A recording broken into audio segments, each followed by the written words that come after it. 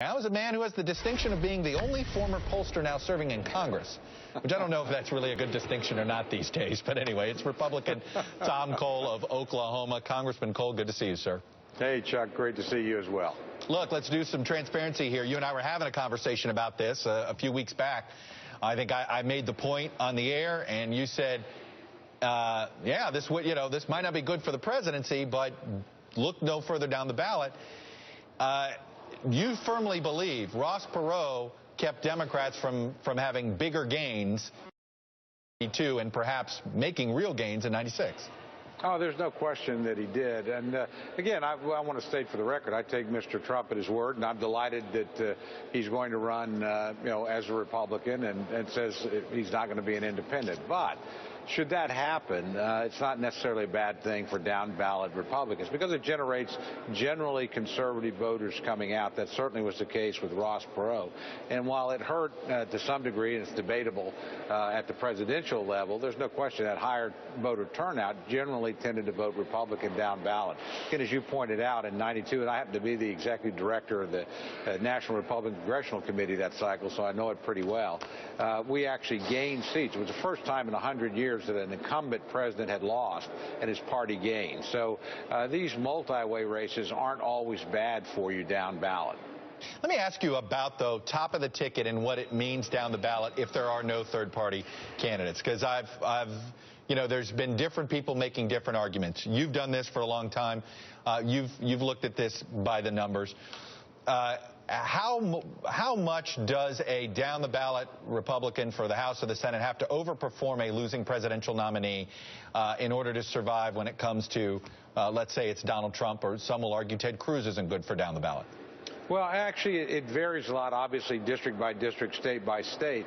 But the reality is, over the last 20 years, the merger between the presidential vote and then what people do as they move down the ballot has really been dramatic. In the old days, we used to get a lot of states that would vote Republican at the top of the ticket and then have Democratic congressmen and senators, very typical in southern states, very typical in a state like mine of Oklahoma. Right. These days, your presidential vote pretty much mirrors what that the down-ballot candidate's going to do. Now, an incumbent has certain advantages.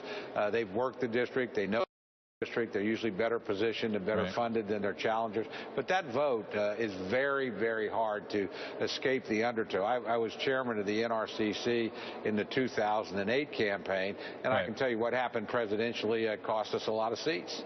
I was just going to say, so it is understandable if senators and House members who are all going to be all House members on the ballot and senators, it is understandable why they care so much about who's at the top of the ticket then, almost more so now than even 20 years ago.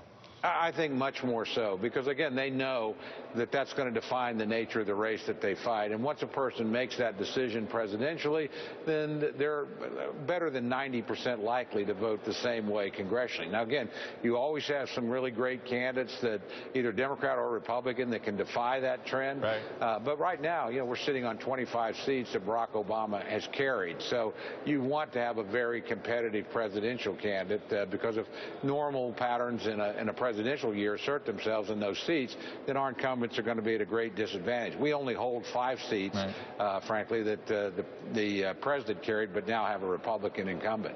Let me ask you this. How much hand-wringing is there right now about Trump and Cruz, the only 2 candidates in some polls that Hillary Clinton leads?